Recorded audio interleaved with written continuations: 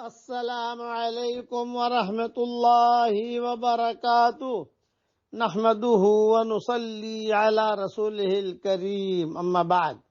آج کا سبق سن لیجئے۔ آج کے سبق کی سرخی ہے پیارے اللہ سے محبت کیجئے، پارٹ نمبر 42۔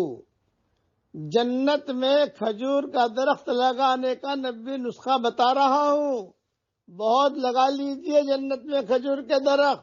اب حدیث سنیے۔ حضرت عبداللہ ابن عمر رضی اللہ تعالیٰ عنہ سے روایت ہے کہ رسول اللہ صلی اللہ علیہ وسلم نے ارشاد فرمایا، جو شخص سبحان اللہ وبحمدہ سبحان اللہ وبحمدہ پڑھتا ہے تو اس کے لیے جنت میں ایک کھجور کا درخت لگا دیا جاتا ہے۔ یہ حدیث بزار میں ہے، مجموع الزوائد میں ہے۔ جنت میں کھجور کا درخت لگانے کا نبوی نسخہ ہے۔ کتنا آسان ہے، اس لیے اسے گنگناتے رہیے۔ صحابہ اسے بہت پڑھتے تھے اور یہ جملہ اللہ کو پسند بھی بہت ہے۔ اب آپ پڑھیے میرے ساتھ، سبحان اللہ وبحمدہ سبحان اللہ وبحمدہ سبحان اللہ وبحمدہ سبحان اللہ وبحمدہ سبحان اللہ وبحمدہ۔ یہ 5 مرتبہ پڑھا، 5 کھجور کے درخت لگ گئے۔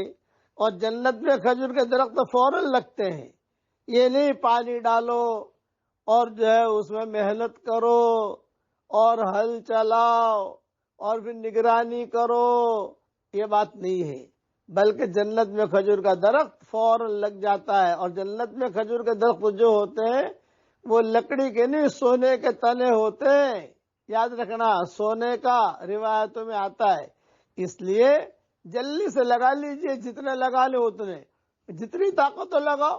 بچوں سے کہو، بچوں جنت میں کھجور کا درخت لگاؤ، بچوں جنت میں کھجور کا درخت لگاؤ، بچیوں بیٹیوں جنت میں کھجور کا درخت لگاؤ اور پڑھواؤ سبحان اللہ وبحمدہ سبحان اللہ وبحمدہ۔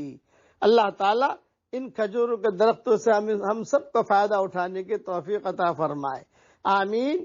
وآخر دعوانا ان الحمدللہ رب العالمین۔